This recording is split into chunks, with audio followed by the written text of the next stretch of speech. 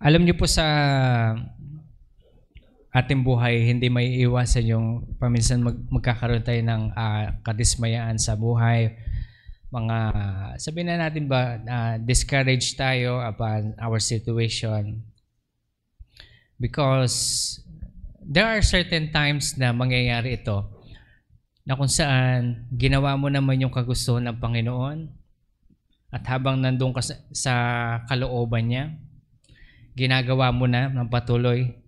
Pero mas nakikita mo pa rin na napapagpala ang iba kaysa sa sarili mo. Paminsan nadidismaya tayo, Panginoon, mali ba itong ginagawa ko? Tinatanong natin ang Panginoon, Lord, mali ba itong dinesisyonan ko, Panginoon? Napunta na ho ba kayo sa ganong bagay? Ngayon kapag napupunta kayo sa ganong bagay, alalahanin natin ang lahat ng kasagutan ay nakasulat sa Biblia. Kailangan lang natin basahin. Bago tayo magpatuloy, alam nyo bang meron din scientific research na kung saan yung mga taong nagbabasa ng Biblia, araw-araw, less ang stress, less ang pag-iisip ng mga negatibong bagay, laging masayahin, at may pag-asa sa buhay. Hindi sila yung mga suicidal, hindi sila yung mga mabilis mawala ng pag-asa. Kaya kapag nadidismaya tayo sa ating buhay, alam na natin kung anong kulang sa atin. Ano ang kulang sa atin? Salita ng Diyos. Kailangan po nating basahin. Kaya ito po ang sinasabi sa atin ng Panginoon. Tinatanong ko nga siya kahapon, Panginoon, ano ba ang mensahe mo para sa mga tao mo, Panginoon? So, I asked, and actually God, whenever I prayed, whenever I asked the Lord, Lord, ano ba yung kailangan ng tao? Napakinggan ngayon. The Lord always speaks to me regarding your conditions. Alam niyo, pag nangusap ang Panginoon sa akin, hindi siya magsasalita ng words Paminsan ipapakita niya yung vision kung nasaan sitwasyon kayo. At habang pinakita niya yung mga vision na kung saan, hindi ko na iisa-isahin kasi ang dami po natin. Habang pinapakita niya, naiyak na lang ako sa sitwasyon ng bawat isa sa atin. And sinabi ko sa Panginoon, Lord, dismayado ba yung mga tao? And then the Lord told me, yes, give a word of encouragement. So this is the word of encouragement for us to receive this morning. It is written in Joshua chapter 1, verse 1 to 9 tayo. Sabi niya dito, now it came about after the death of Moses, the servant of the Lord spoke to Joshua the son of Nun, Moses' servant, saying, Moses my servant is dead, so now arise and cross Jordan, and you and all the people, to the land which I am giving to them, to the sons of Israel. Every place the sole of your foot steps, I have given them to you. Just as I spoke to Moses, from the wilderness and this Lebanon, even as far as the great river, the river Euphrates, all the land of the Hittites, and as far as the great sea toward the setting of the sun will be your territory. No one will be able to oppose you all the days of your life. Just as I have been with Moses, I will be with you. I will not desert you, nor abandon you. Be strong and courageous. For you shall give this people possession of the land which I swore to their fathers to give them. Only be strong and be very courageous. Be careful to do according to all the law which Moses, my servant, have commanded you. Do not turn from the right or to the left, so you may achieve success wherever you go.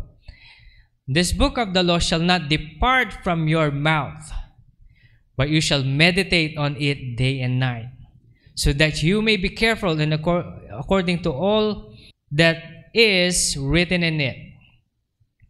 For then you will make your way prosperous, and you will achieve success. Have I not commanded you, says the Lord? Be strong and courageous. Do not be terrified nor be dismayed. For the Lord, your God, is with you wherever you go. Think about this, people of God. Do you want success in all aspects of life? Gusto ba natin ng success? When we talk about success, hindi lang financial, kasi ang palagi nating iniisip, pera, financial. Successful ka na kapag may kotse ka. Itapon nyo yung ganong pag-iisip, no? Itapon nyo yung ganong pag-iisip. Kasi yung kotse yan, masisira din yan. Ilang taon ang sasakyan kapag bumili ka? Hanggat umaandar pa, pastor, pwede ba yan? Ang point ko po dito is kasi everything is, lahat ng bagay dito sa mundo nasisira. Nawawala, pwedeng nakawin, pwedeng amagin, o kung ano pa man, lahat nawawala, kahit ang katawan natin. Okay? Meron tayong kamatayan na tinatawag. Pag sinabi nating success, it's talking about all aspects of life. Spirituality, your emotion, your intellectual, your health, your family, your career, your financial, your social. Ito yung tinatawag nating all aspects.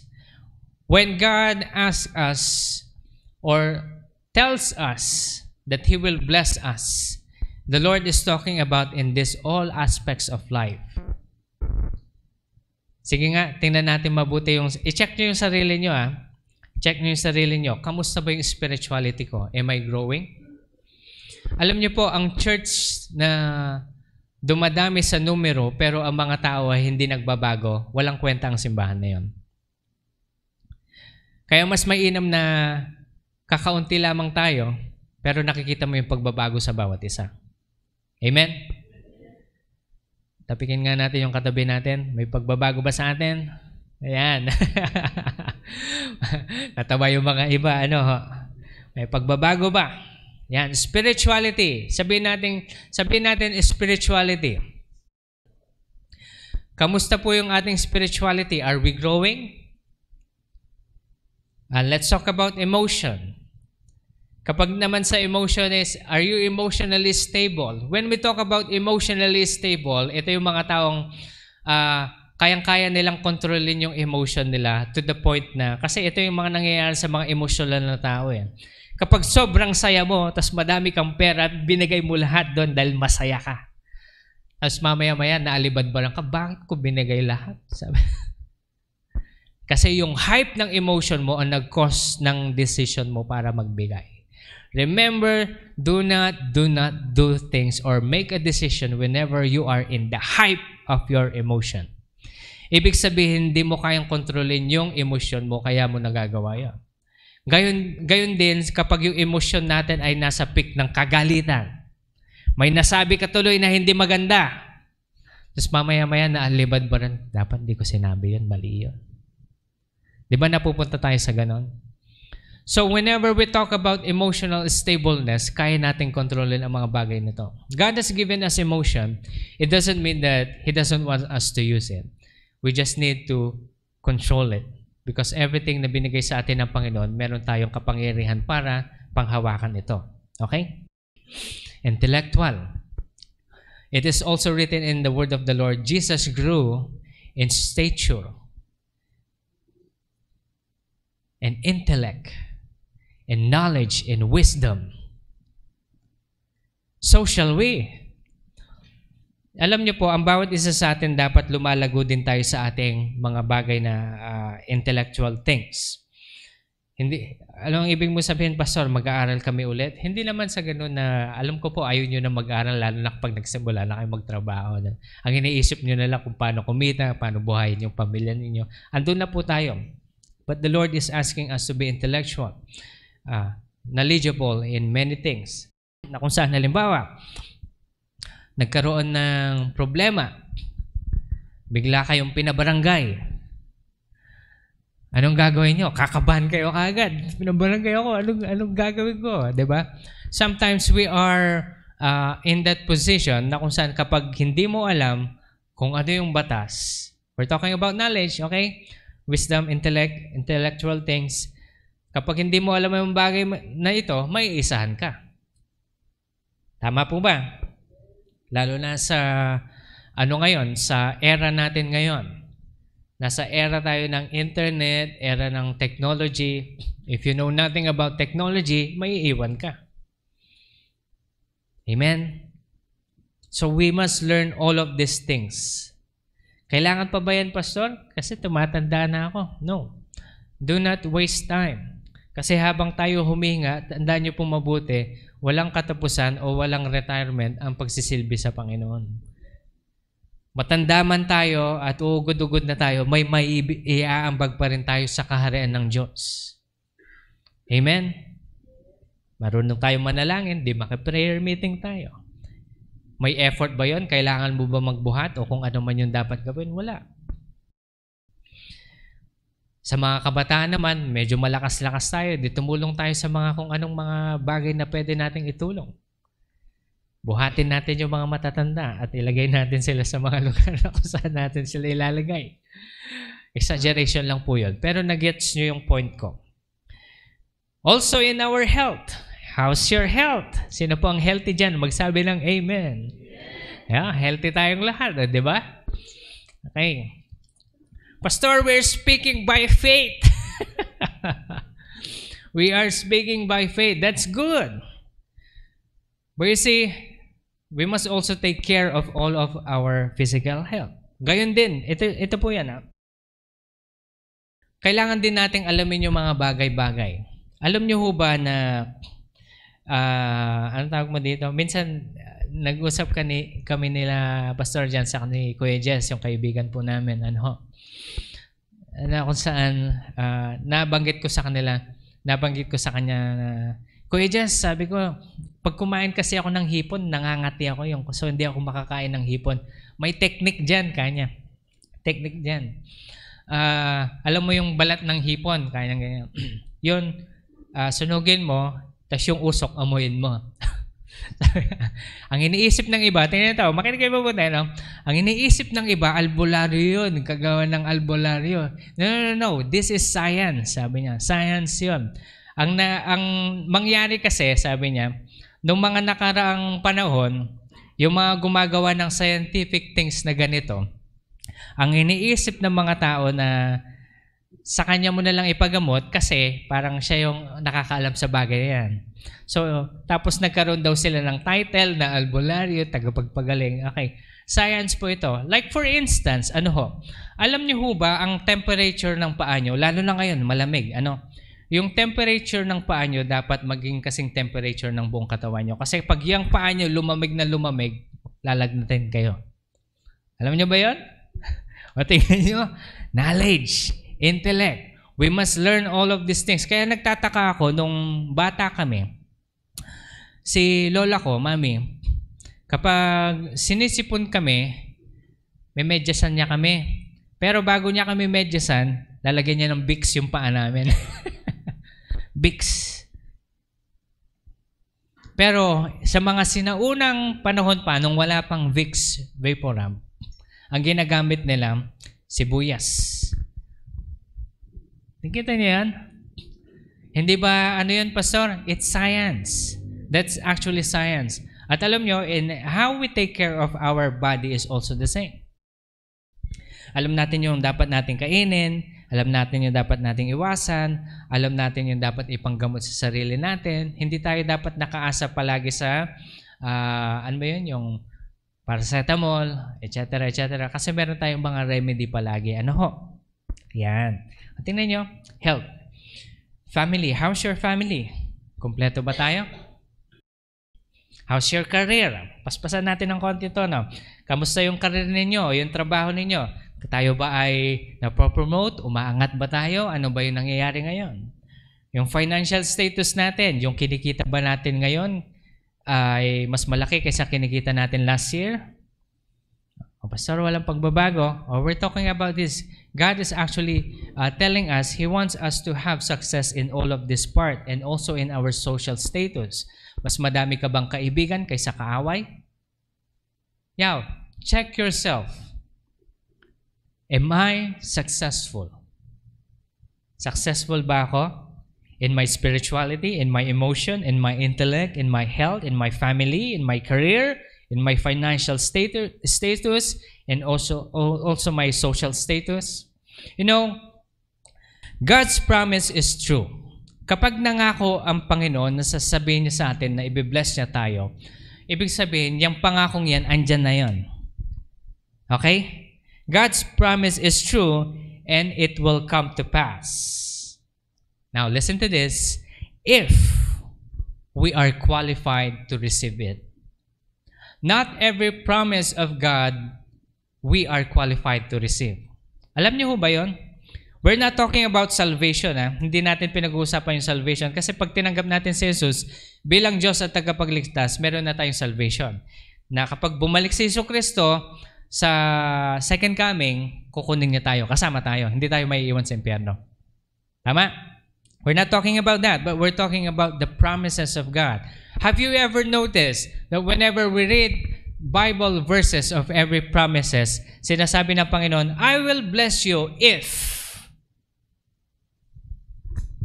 I will do this if. There's always an if that we should do in order for us to receive the promise. Amen? Keep that in mind that all of us, we need to do the ifs of God. Kaya lahat ng pangako ng Panginoon, nandyan lang yan. Ang problema lang, tayo. Hindi pa tayo handang tumanggap nung pinagpipray natin. Amen. Palagi natin sinasabi na, hindi, pastor, ready na ako. Sigurado ka, kasi pag ready ka na, ibibigay sa iyo ni Lord. Kapag hindi pa, ibig sabihin, God's still molding you. Go through the process. Kailangan natin mag-go through the process. Hindi agad-agad po yan. God's promise is true, but not everyone is qualified to receive it. Unless we do the prerequisite, we cannot receive the promises of God. When we talk about prerequisites, yun muna yung kailangan natin gawin para ma-receive yung blessing ng Panginoon. This is why the Bible tells us, as if you do this, you will receive the promise. If you do the if, you will receive the promise. Okay? Madami yan sa Bible. Madaming promises sa Bible. Pero magtatackle tayo ng isang parte, yung binasa natin sa Joshua kanina. Okay, there are a lot of promises in the Bible, but let's talk about Joshua's blessing. Sa binasa natin sa Joshua chapter 1 kanina, sabi, isa sa mga pangako, kung pagbubulay-balayan natin na maayos yun, ito yung mga promises niya, no? Every place which the sole of your foot steps, I have given them to you. Lahat ng aapakan mo, sabi ng Panginoon, ibibigay ko sa inyo. O ito. Ngayon, hindi naman natin pwedeng i-compare yung sarili natin kay Joshua kasi during the time of Joshua, they were asked to take over the land. Okay? Remember, yung land na iti-take over nila, yung lugar ng mga Hittites. Yung mga Hittites are composed of mixed Nephilims and human beings. So God wanted to destroy that lineage, that generation that's actually destroying the human race. Kasi ayaw ni Lord yung combination ng angel and human being, which is the Nephilim, tapos yung mga Nephilim, na-explain ko na po sa inyo to before, na ayaw ni Lord mangyari. Kaya Joshua was given the task to destroy them. Okay? So, in our perspective naman ngayon, sabi ni Lord, every place on which the sole of your foot steps, I have given it to you. Now, let's take it to this generation. Have you ever seen your dream house? Sino pong may dream house dyan? Wala yata kayong dream house. May dream house yan. Okay, ito, may dream house kayo, no? Tanungin ko po ang bawat isa. Sinubukan niyo na po mag-ocular visit sa dream house niyo? Bakit? Bakit hindi? Pastor, walang pambili eh. No! Don't do that! Tanggalin niyo yung pag-iisip na yon. You have a dream house, mag-ocular visit kayo. Tapos sabihin niyo to, nakasulat sa Joshua. Every place on which my soul, the sole of my foot is stepped upon, God will give it to me. O, bibisita na kayo niyan. Di ba? Nai-gets nyo? Yan, di kasi natin ina-apply yung Bible Apply natin sa buhay natin. Pastor, kasi walang pambili. Kulang pa sa ganito, ganyan. No! God will make a way. Kasi kapag may desire ka, you will achieve that. I know. Kasi dito tayo dinadirect ng Panginoon Because I believe that God is going to bless each one of us. One of the things that I'm worried about,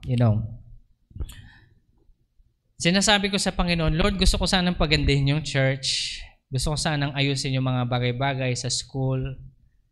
Kapag medyo kumita-kita pa ako, sabi ko sa Panginoon, gusto ko sana ipa-landscape yung ganito, ganyan, sabi ko. Pero Lord, I'm worried about something, sabi ko kay Lord.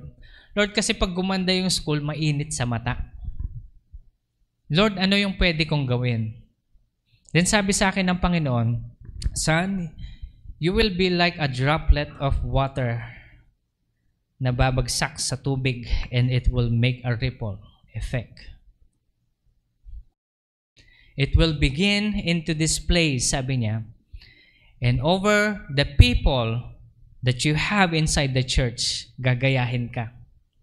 At habang gumagaya sila sa inyo, ibig sabihin, pag gumanda yung simbahan natin, gaganda rin yung bahay ninyo. Tapos, makikita ng kapitbahay ninyo, gagayahin din kayo. Gaganda ang buong Amsik. And we live happily ever after, di ba? Hindi ho ba kayo nadidismaya kapag nakikita natin yung kanal sa harapan natin? Na kailangan natin magsagwan bago makapunta ng simbahan. Lalo na kapag panahon ng tag-ulan. One of my dreams is yung maayos po natin itong buong Amsik. Hindi po ako habol ng barangay. Sinasabi ko lang ito because I believe God is going to change this place. But it will begin with you and me. Lahat ng aapakan ng aking paa, sinabi mo, Panginoon, ibibigay mo sa akin. Lord, can I have something like this? Tell the Lord, Lord, I wish I could have something like this. Now, let's not just talk about financial or material things. Let's talk about this part now. Ito, tingnan nyo ito. This is not to offend anyone, okay? But this is to give you the reality of what we have right now. Lumaki ka ba sa broken family?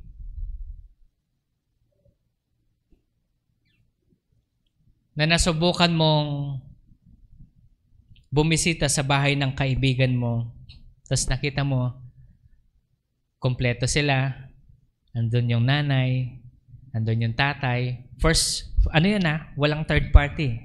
Tapos andun yung magkakapatid, nakatira sila sa magandang bahay, tapos nagtatawanan, masaya.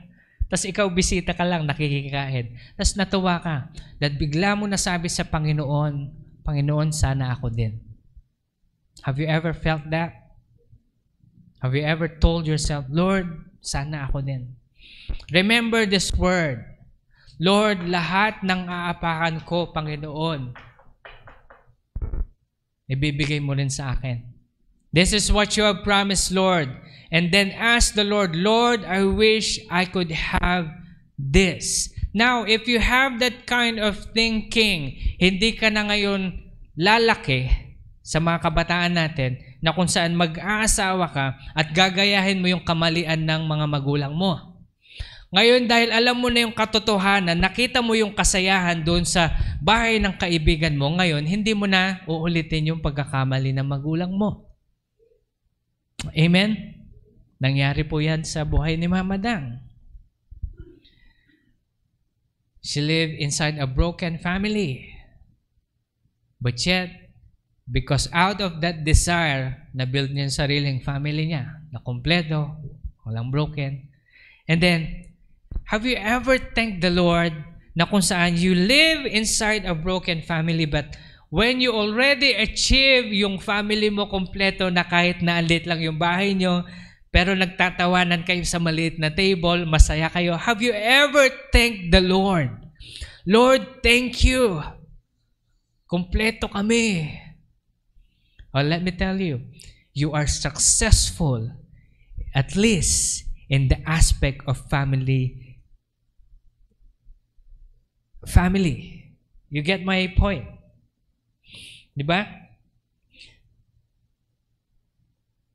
So what do we do in order for us to receive such blessing? The Lord says, every place on which the sole of your foot steps, I have given to you. Not just places, but also situations. And when you ask the Lord, Lord, can I have the same? Have you ever gone into a place na sabihin mo sa sarili mo, sabihin mo sa Panginoon na, Lord, sana dito rin ako nagtatrabaho. Lord, sana ganito ganyan. You ask the Lord, and the Lord will give it to you since He promised. Pero, meron tayong tinatawag na if. Sabihin natin, if. Yung if you do this, you will receive the promise. Ngayon, nag-ocular na tayo. Hindi lang tayo de-declare ng de-declare. Declare ka ng declare, pero hindi mo naman ginagawa yung if ni Lord. Walang mangyayari sa kaka-declare. I declare that this house is mine. Enough with that thinking. You declare, but also know the ifs. Ngayon, Pastor, ano ba yung if ng Panginoon para matanggap namin yung promise na ito? Oh, listen to this. So what do we need to do in order for us to receive such blessing?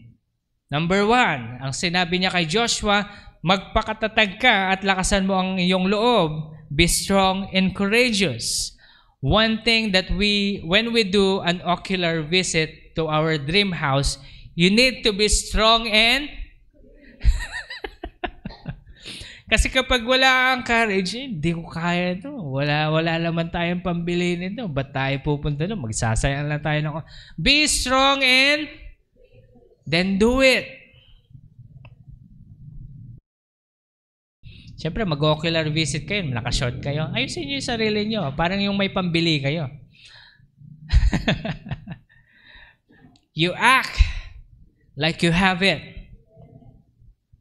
Because that is faith. Kanina po, tinatanong ko kayo kung sinong healthy. Lahat tayo, malakas na amen. And whenever we act healthy, nobody knows that may problema pala tayo sa physical na katawan natin. Di ba? Hindi naman halata na may sakit ako, di ba, Pastor? Oh, hindi halata. Same thing. Whenever God wants to bless you, you act the same way. I'm talking about financial blessing ngayon. Ano ho? Kaya pag mag-ocular visit kayo, magpakatatag ka at lakasan mo ang iyong loob. Be strong and courageous. Kasi alam niyo po, God always asks us to take the first step and He will make the rest. Ngayon, kapag hindi tayo gumalaw, walang mangyayari. Amen? Nung unang magpastor po ako yung unang preaching ko pala, nabanggit ko na ito sa inyo before. Wala talaga akong lakas sa loob na humarap sa tao. Pero sabi lang sa akin ni Lord, basta tayo ka lang dun sa likod ng pulpit, akong bahala sa'yo. Nanginginig pa ako na. Pero eventually when the Lord started to fill me with the Spirit, I started to speak His word. And relentless na. Parang minsan sumusobra pa sa oras. Ngayon naman kailangan ko ng disiplina yung sarili ko kasi hindi tayo pwede mag-overtime. Now, be strong and courageous, and the Lord also asks us to be careful to do according to the Word of God. Be careful to do according to the Word of God. Ngayon nakasulat sa Joshua, to the law. But since we are now in the New Testament, we are talking about the Word of the Lord Jesus Christ. Be careful to do in accordance to the Word of God. Meaning, do not compromise by going to the right or to the left. The Word of God should not depart from your mouth. You must meditate upon it day and night. Okay? Be strong and courageous. Ano yung pangalawa? Be careful to do in accordance to the word of the law. Ang ibig sabihin nito ay, you should not compromise. Pangalawa, it shall not depart from your mouth. At pangatlo, we must meditate it upon the word day and night. Meditate. When we talk about meditation, parang ganito, lagi mo nilalagay yan sa puso mo. In everything. Luke chapter 6 verse 45, sabi niya dito, a good man out of his good treasure of his heart brings forth good. And an evil man out of the evil treasure of his heart brings forth evil. For out of the abundance of the heart, his mouth speaks.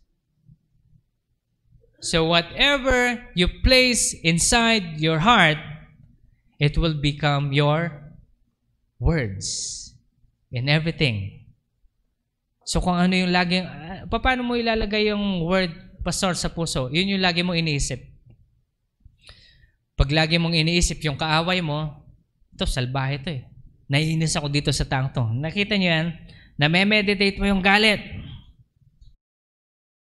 Kaya yung mga taong galit na galit, gulatin mo. Ang lalabas sa kanilang bibig ay mura. Tama? Hindi ko naman alam yung kung ano yung minemeditate ng ibang tao. No? Na kapag ginulat mo, ang sinisigaw nila, kabayo. Ay, kabayo. Tama? Ewan ko ba't nila inisip yung kabayo. No? Alam niyo, nakikita niyo yung meditation dito. That's how you meditate. Kaya alam mo yung mga nagbabasa ng Biblia na kung saan kapag ginulat mo yung mga yan, ay, hallelujah. O kaya minsan sasabihin nila, praise the Lord. Yan. Kasi they always meditate upon worshiping God.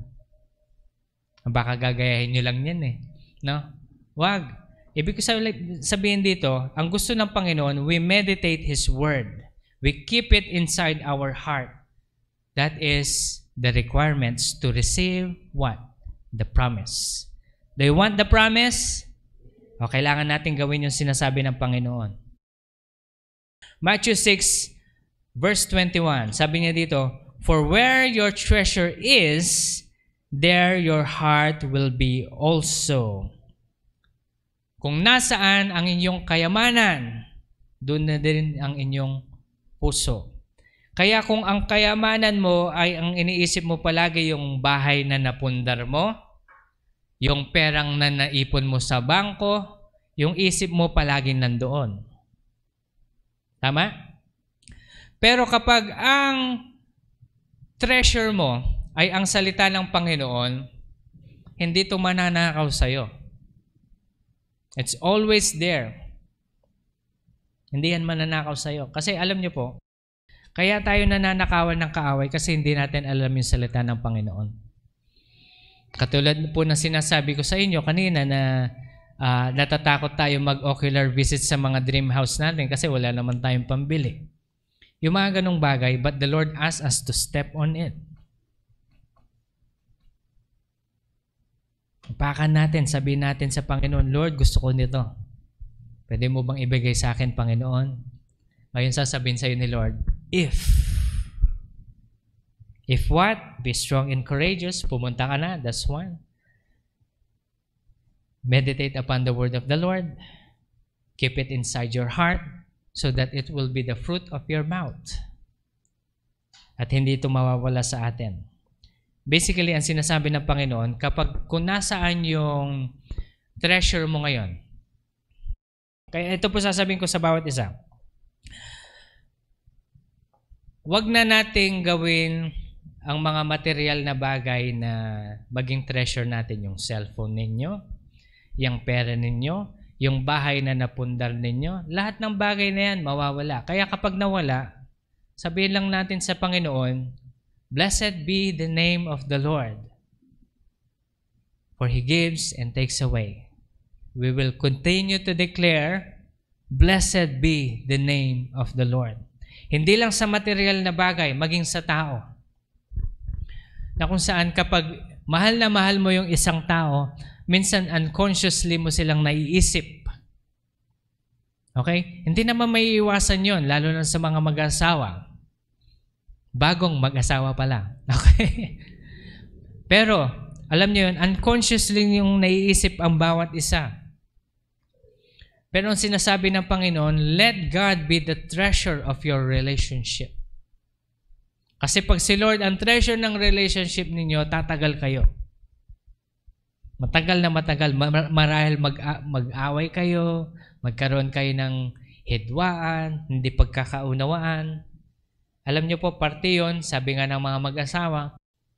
So yung treasure po natin, wag na po natin ilagay sa bagay, sa tao, sa trabaho, sa ating bagong sasakyan, sa ating ano pa mang nasa mundong ito. Kaya nga sabi ng Panginoon sa kanyang salita, lahat ng mga bagay ito masisira, mananakaw, mawawala. Kahit ang physical na katawan natin, mamamatay ito. Nothing stays permanent in this world. Pero the Word of God stays permanently in our heart. Amen po ba? Yan. So basically, the Lord is telling each one of us, change your treasure. Make the Word of God as the treasure of your life. Amen? So how do we treasure the Word of the Lord? Basahin natin. Tapikin natin yung katabi natin, sabihin natin, araw-araw. Araw-araw. Araw-araw, okay? Pastor, busy po kasi kami. O yan, pwede natin sabihin yun, Pastor, busy kasi kami, dahil trabaho ganito, ay ganyan. Alam nyo yung pangarap nyo, pangarap na lang nun. Amen? Kasi sabi ni Lord, if you do this, you will receive the promise. It's not about God is being, alam niyo yun, yung ayaw niyang bigay sa'yo. Hindi niya ibibigay sa'yo kapag hindi ka pa handa. Ganun si Lord. Kasi alam niya yung blessing na yan, kapag binigay sa'yo na hindi ka handa, ikasisira mo lang yan. Kaya mag-iingat tayo. Huwag tayo magmadali na sasabihin natin sa Panginoon, Lord, dapat ngayon na. Lord, dapat ngayon na. No, huwag tayo magmadali. Pag hindi pa binigay sa'yo, ibig sabihin hindi ka pa handa. You ask the Lord, Lord, kailan ba ako magiging qualified para dito? Alam niyo po, hindi lang yung every place the sole of your foot steps upon, I have given him to you. But the Lord also talks about, at least sa Joshua chapter 1 verse 1 to 9, yung pangalawang promise is, no one will be able to oppose you all the days of your life. Anong ibig sabihin nito? Halimbawa, ikaw ay nagtatrabaho, tapos gusto mong ma-promote, nobody will oppose you. Yung parang kapag alam na ng mga ka-coworkers mo, ito pag na-promote to, alam na natin kasi anak ng boss to eh. Parang ganon. Yung parang sobrang galing mo magtrabaho, gustong-gusto ka ng boss mo to the point na tinawag ka ng anak ng boss. Nasubukan nyo na ho ba yun? Anak ng boss na pag na-promote to, okay lang kasi magaling naman. So, nobody will oppose you. Such things. Isa pa, sabi ng Panginoon, I will not desert you nor abandon you. Hindi ka iiwan ng Panginoon. Another, you will achieve success wherever you go. Gusto natin ng success, di ba? Kung saan man tayo magpunta, ano yung kailangan natin gawin? Yung if ni Lord. Ano yung if na sinasabi dito sa Joshua chapter 1? Na kapag mineditate natin ang salita ng Panginoon, it should be the fruit of our mouth. Everything that comes out of your mouth must always be the word. Ano ba yung pastor? Yung laging John 3:16 sasabihin mo sa katabi mo. Hindi ganoon. Ang ibig ko pong sabihin dito, yung namumutawi sa iyong bibig, yung katotohanan na nakasulat sa Biblia. Halimbawa, nilalagnat ka. Ano yung gagawin mo? Ano yung sasabihin mo sa sarili mo? Lord, masakit yung katawan ko. But let the word of your mouth be, Lord, it is written, by your stripes, I am healed. Nag-get siya po yun? Halimbawa, humugot ka sa bulsa mo at wala kang nahugot. Lord, wala akong pera. Pero, let the word of your mouth, lalabas sa iyong bibig, Lord, I am blessed. Kasi sinabi mo sa iyong salita, I am blessed. Nag-get siya po yun? Ngayon, pag may nag-away sa'yo, inaway ka, ano yung gagawin mo? Ano yung nakasulat sa Biblia? Lord, nakasulat sa Bible, love your enemy. Are we getting this? Then we forgive. Pastor, binabastos na kami. Alam niyo pa, pag iniisahan na tayo sa ganun, sa mga ganun, yung talagang harassment na, pwede na tayo mag-file ng kaso. Magpabarangay, simula. Ang point ko dito is, nilakad mo yung kaso na yon, pero at the same time, you forgiven the person.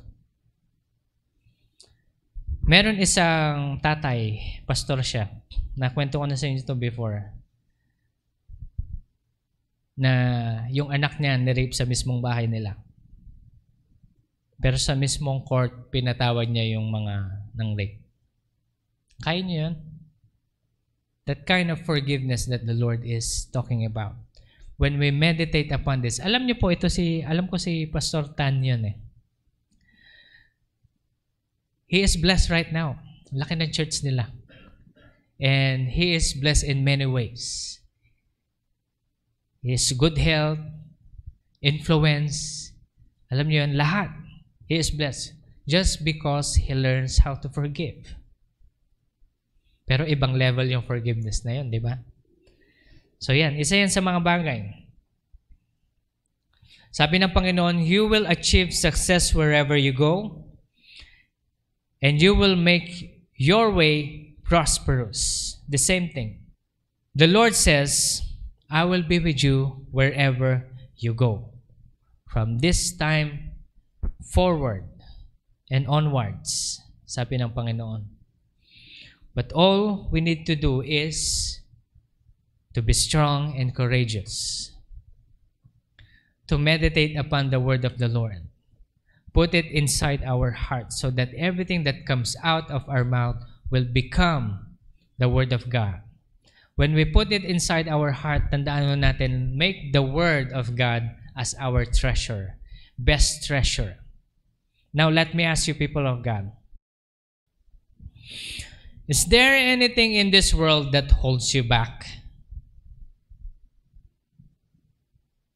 Na it's holding you back, na Lord, mawala lang lahat, wag lang ito. Meron ba kayong ganon? Meron ba kayong ganon? Whether be material or tao. Dapat maging handa tayo sa ganitong part. Anong ibig mo sabihin tao, Pastor? Halimbawa, ako, ang unang masakit talaga sa amin noon, namatay yung lola ko kasi yung lola ko talaga nagpalaki sa amin. Habang nagtatrabaho si Pastor dyan sa si Mama Dang. Alam niyo po, nung nawala yung lola namin, talagang masakit. And lagi ko sinasabi, Lord, wag mo muna kunin si Mami. Parang ganon. But see, it's something that holds me back. A person. But actually, the Lord wants us to give everything to Him. Surrender everything to Him. Na kung saan, wala lang bagay na mag-hold sa atin dito sa mundong ito. Meron ho ba kayo nun? O, ayan, malalaman natin ito ngayon kapag tatanungin ko kayo. Halimbawa, nag-rapture na ngayon. Kukunin na tayo ni Lord. Ready na ba tayong umuwi? O yung iba sa atin sinasabi, Pastor, sana bago tayo kunin ni Lord, magawa ko muna yung pangarap ko sa ganito, magawa ko muna yung ganito, ganyan, na ma-achieve ko muna yung ganito, ganyan, magawa ko yung promise ko kay ganito, ganito. Pag meron pa tayo ganun, ibig sabihin, there's something that's holding us back. Kapag nagkukwentuhan nga kami magkakapatid paano kaya kapag dumating na si Lord? Lagi ko sinasabi sa kanila, sige, game na. Gusto ko na umuwi. Because nothing holds me back here. No material things, no person, or anything else. All I'm saying is, my treasure is the Lord. I'm not looking for anything. Marahil pwede natin sabihin, Pastor, hindi mo kasi ako naiintindihan. Okay lang. Andun ka pa sa level na yon, it doesn't matter. Ang gusto ko lang pong sabihin, mapunta tayo dun sa point na kung saan kapag dumating si Lord, we're ready. And we already given Him everything. Now, have you given your family to Him? Kasi ang pagtanggap po kay Jesucristo ay complete surrender. Complete surrender na binigay mo na yung family mo sa Kanya. Kasi ganito yan. Kapag binigay natin, hindi naman ibig sabihin mawawala sa atin. If we have given our family to the Lord, ibig sabihin, you are telling the Lord, Lord, take care of them. Kasi nasa sa inyo na yan. Madami po ako mga gadgets. At kapag binigay ko na sa isang tao, siya nang bahala doon. Tama? Kapag nasira yan, that's on you. Kasi binigay ko na sa'yo. Parang ganun din yan. Kapag binigay mo kay Lord, hayaan mo na siya mag-take care of it. Amen? So, we must give our life to the Lord.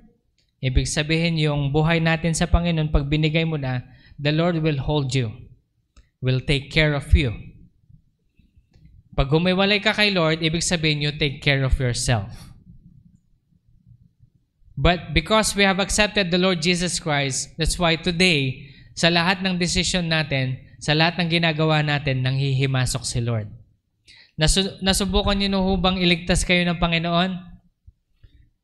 Sino nang nakasubok na? Yung muntikan na akong mamatay, muntikan na ako doon. Na gano'n na kayo? Okay. Bigyan ko po kayong isang testimony sa mga hindi pa nakarinig. Nag-aaral po ako sa Maynila. Pauwi na kami. Sasakay kami ng bus sa Ayala Station. Sa MRT. Naririnig ko talaga si Lord. Sinasabi ni Lord sa akin, maglakad ka na mabagal. Lord, bakit gusto ko na umuwi, Lord? Naglakad ako ng konting mabagal kasi sabi ni Lord, bagalan ko na.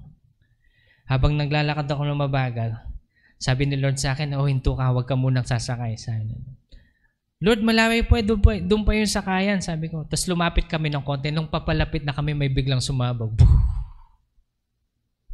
Naalala niyo po yung bombing doon? Andun ako noon. Siguro ilang steps away from the bus na sumabog, andun ako. I was there. At yung mga nasa paligid namin, sugatan kami, wala kaming sugat. Are you saying this? Because the Lord holds you in His hand. Kung sana mas nakinig ako, binagala ko, di mas malayo kami. Pero the Lord loves me still. The Lord takes care of me because I belong to Him. Amen? That's how we surrender to the Lord. Kaya pag sinurrender mo yung life mo sa Kanya, si Lord nang bahala. Sinurrender mo yung family mo, yung job mo, yung mga anak mo, yung mga magulang mo, at kung ano pa man yung mga ari-arihan mo, pag binigay mo na yan kay Lord, si Lord na bahala. Kaya nagkakaroon tayo ng dedication ng house kasi we dedicated to the Lord, binibigay natin pabalik sa Kanya. Pag may bago tayong sasakyan, dededicate natin. Pag pray natin, it's not because we're praying for the material, but we're praying for a dedication. Sinasabi natin sa Panginoon, Lord, this belongs to you. Gamitin mo in whatever, ano man yung gusto mong gawin, Panginoon, para dito sa bagay nito. Kaya kapag may sasakyan ka, halimbawa si Carl may sasakyan, no? nung pinadedicate. Halimbawa, gagamitin sa pagtulong. Halimbawa, ganyan. Tapos, may emergency. Makakatulong ka sa kapwa mo. Mga ganun ba? Because that's the part of the dedication. Halimbawa, meron kang bagong bahay. Nakasulat sa Biblia na we must also accept what? Yung mga nanghihingi ng tulong. Minsan, kailangan mo silang papasukin at pakainin. Mag-ingat lang po kayo kasi dapat discernful tayo kasi may mga kawatan. Ano? Pero sabi ng Panginoon, pwede mong gawin ito kasi hindi mo alam ang ini-entertain mo, angels pala. Okay? Katulad ng ginawa ni Abraham. Pero si Abraham kasi from afar na discern niya na kaagad, these are the angels of the Lord. Tinawag niya, sinalubong niya from afar, pasok kayo. Meron akong tubig doon na pwede niyong palamigin muna yung paa niyo doon, sabi niya ganyan. Then what did he receive? He received blessing. A prophecy that at the same time, in the same day, magkakaroon siya ng anak next year. Are you getting this? So this is what the Lord wants us to do. Make His Word as the main treasure of your life. At wala nang iba. So how to make the Word of God become the treasure of your heart? Be strong and courageous. Meditate upon it day and night. Napag-usapan na natin yan. When we talk about the Word, we must never forget Matthew 22 verse 37 hanggang 40. Nakasulat, Jesus said to him, that you shall love the Lord your God with all of your heart, with all of your soul, with all of your mind. Love the Lord your God with all of your heart, with all of your soul, with all of your mind. This is the first and great commandment. And the second is like it, that you shall love your neighbor as yourself. On these two commandments hang all the law and the prophets. Love the Lord your God. Isa ito sa mga commandments sa atin ng Panginoon. Kaya this time, people of God, isa lamang ang ating pwedeng i-conclude sa bagay na ito. We must not only look for the promise, we must need to do the if to receive the promise. Amen? We could start right now. Sasabihin natin sa Panginoon, Lord, gusto na namin magsimula ngayon. Gagawin namin yung if para ready kaming tanggapin yung promise. Now, let's all stand up. And as we are all standing up, gusto ko munang isipin nyo ng bawat isa sa atin yung mga pangarap ninyo sa buhay. Your dream. Your dream house, your dream family, your dream job, your dream promotion. All of these things, isipin natin ngayon. And the Lord is asking us, children, are you ready? Are you ready to do the ifs? People of God, I want you to respond to the Lord kasi I cannot respond for you. You tell the Lord, sabihin nyo sa Kanya at ibigay nyo sa Kanya na, Lord, susubukan kong gawin, Panginoon. Pero banal na Espiritu, ako'y inyong tulungan dahil hindi ko po kayang gawin mag-isa ito. Pero ngayong umaga, Panginoon, ibinibigay ko sa inyo ang aking puso at dalangin ko po, Panginoon, na naway magawa ko itong mga pinagpagawa mo sa akin. Kausapin natin ang banal na Espiritu. Lord, help me to be strong and courageous. Help me to make the Word of God as the treasure of my life. Help me, O Lord, to read it daily, that I may not lose your promise.